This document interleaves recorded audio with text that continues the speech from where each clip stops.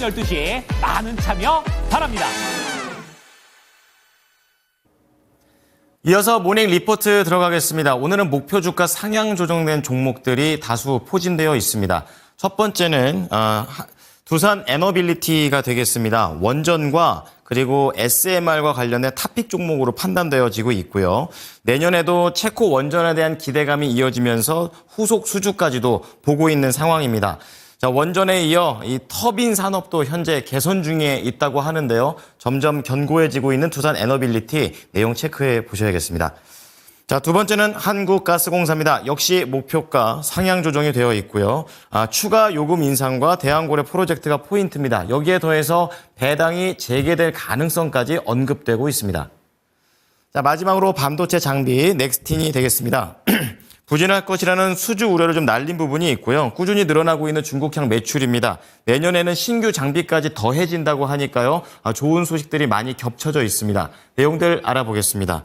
자, 권미랑 캐스터 내용 전해주시죠. 네, 오늘 아침 모닝 리포트 살펴보겠습니다. 먼저 두산 에너빌리티에 대한 분석, 신한투자증권입니다.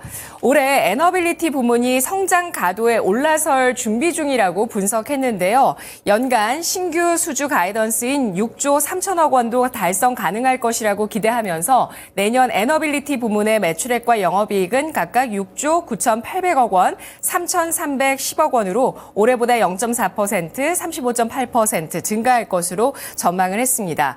내년 증익은 신한울 3, 4호기 및 터빈 사업 수주 프로젝트 매출 인식이 본격화된 것에 따른 것이며 내년 하반기 중 체코 원전 수주 계약이 체결된다면 연간 신규 수주는 올해 규모를 넘어설 가능성이 커진다고 설명했습니다.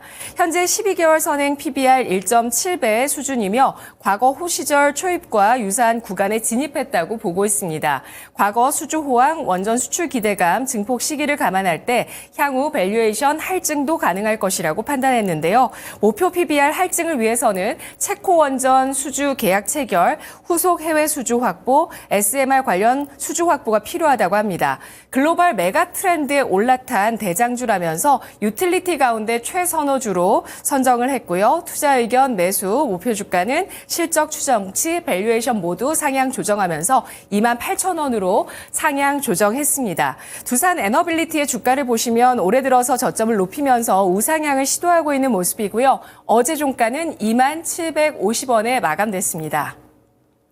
다음은 한국가스공사에 대한 신한투자증권 분석 보겠습니다. 실적은 올해 플러스 요인이 많았다면서 하향 안정화된 유가, LNG 가격 영향으로 해외 사업이 감익됐지만 2조 원대의 이익으로 무난하게 복귀 가능할 것으로 예상했습니다. 내년 실적도 역시 2조 원대로 무난하게 이익 달성 예상이 되면서 올해 대비 큰 변동 없을 것으로 기대했는데요. 현재 12개월 선행 PBR 0.3배 수준이라면서 역사적인 PBR 저점 0.2배에 근접해 있다고 평가를 했습니다. 과거 해외 EMP 사업 본격화 시기에 PBR은 0.8에서 1.7배 수준이 고점, 과거 미수금 회수 사이클 때도 PBR 고점이 0.6에서 0.8배 수준이었다고 설명했는데요. 한국가스공사가 유틸리티 내 최선호주라면서 내년 2, 3분기에 요금 추가 인상 기대되고 있고 대왕고래 프로젝트 1차 시추 결과가 내년 상반기 중에 발표 예정이라는 점을 주목했습니다. 또한 미수금 회수를 위해서 지속될 요금 정상화, 꺼지지 않을 대왕고래 프로젝트 모멘텀과 기대감, 배당 재개 가능성 있다는 점 정리를 하면서 투자 의견, 매수 목표가는 56,000원으로 상향 조정했는데요. 한국가스공사의 주가는 6월 한 달간 100% 오르면서 강력한 시세를 보였다가 이후에 제자리를 찾아가면서 36,000원에서 37,000원대의 저점을 다지는 모습을 보였습니다. 어제 종가는 44,000원에 마감됐습니다. 마지막으로 넥스틴에 대한 분석, 한국투자증권입니다.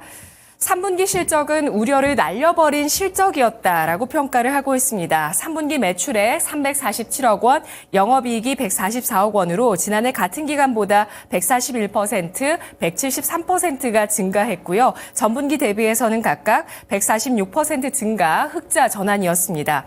이에 따라 수주 부진에 대한 시장의 우려를 날려버렸다고 분석했습니다. 3분기 수주가 증가하면서 주력 장비 이지스 매출이 실적을 이끌어줬다고 하는데요. 있는데요. 견조한 수주를 바탕으로 올해 연간 매출액 1,070억 원으로 지난해 대비해서 22% 증가할 것으로 전망했습니다. 특히 중국향 매출이 꾸준하게 증가하고 있는데 중국에 수출할 때 국내 대비 2배 비싼 가격을 책정하고 있다고 합니다. 3분기 중국향 수출액은 271억 원으로 전분기보다 192%가 증가했고요.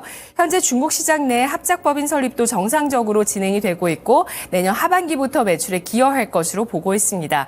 내년 크로키 등 신규 장비를 통한 본격적인 성장도 역시 전망이 되고 있는데요. 크로키는 고객사 퀄 테스트에 들어가 있고 빠르면 연내, 늦어도 내년 1분기 안에 테스트 결과가 나올 것으로 보입니다. 관련 매출이 내년 상반기부터 본격적으로 발생할 것으로 전망을 했고요. 주력 장비인 이지스 매출도 중국 고객사 설비 투자 증가에 힘입어서 내년 높은 성장을 이어갈 것으로 전망했습니다. 현재 주가는 12개월 선행 PER 16배 수준으로 글로벌 동종업계 26배 대비해서 저평가되어 있는 상태라고 분석을 했고요. 넥스트에 대해서 긍정적인 의견을 제시하면서 투자 의견은 따로 제시하지 않았습니다.